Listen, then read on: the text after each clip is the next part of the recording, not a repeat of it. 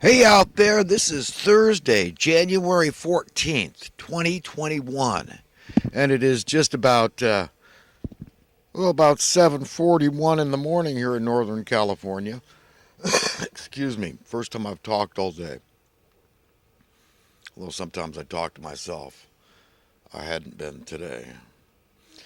But tomorrow is one of my favorite actors in all of American history's birthday, and that is Martin Luther King Jr. And God bless the man. He's one of the kind of people I want to be around. When I walk through that veil, I want to see people like Martin Luther King Jr. there, and I just really admire the man and his courage and what he stood for. He was as good of an American as you could ever have. Period. And and I struggle not to adore him. And I'm so glad that a lot of Americans gush over the man, and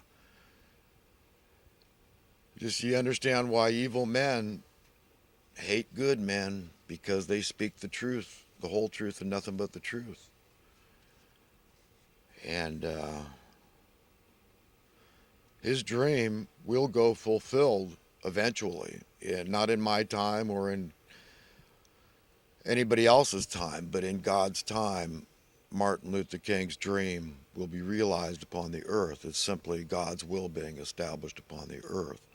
And when it is, we all have to understand something very clearly and matter of factly, that it's going to be dramatically different. Our whole reality, our paradigm, will be entirely altered to where it's not even recognizable. So the time to prepare for that change is now, and it happens in our hearts and our minds, and tapping into the heart and mind of our owner. Who's our owner? It's Creator God Almighty. And prepare for the world of tomorrow, because that'll be the least traumatic. When you've got some preparation, you start it immediately, but realize that God is not a distant God. God is not a concept. God is a reality. We're created beings. To understand the proof of evidence of God, all we have to do is look around you and just consider your own existence. Consider your five senses. This stuff didn't make itself any more than a computer made itself, okay? You understand? And by the way, God's responsible for all that technology. He gave us a brain. God gave us the wherewithal, therefore, to do these things, like create the infrastructure worldwide that we have. This is God. This is God in action, manifest. He's working through us. He's living through us. We're a part of this whole cosmic tapestry. And to understand the heart and mind of God, it's as simple as understanding the heart and mind of a parent. Okay? And when Jesus going to the cross and being willing to die for his children, for us, sinners. And who isn't? You know, as much as I go on and on about loving our enemies, I mean, you think I don't struggle sometimes? And I'm not a double minded man? I do. I mean, it's a confession. It's not right. I talk about money a lot. It's the root of all evil, the love thereof.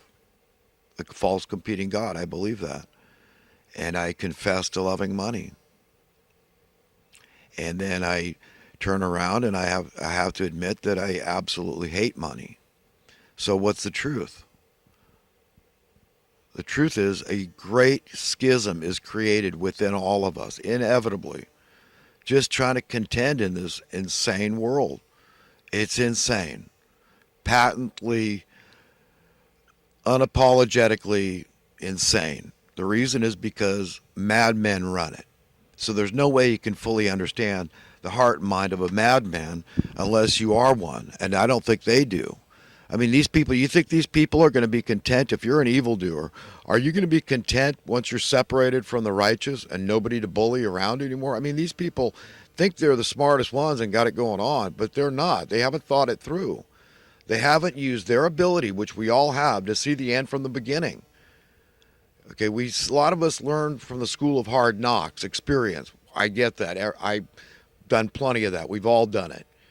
But we can say, wait a minute, on these really critical issues, the ones about eternal salvation, where we're going from here, we should think very long and hard while we have a little window of opportunity that might close on us today to consider where we're going from here. Where are we going to be found worthy and deserving of going from here?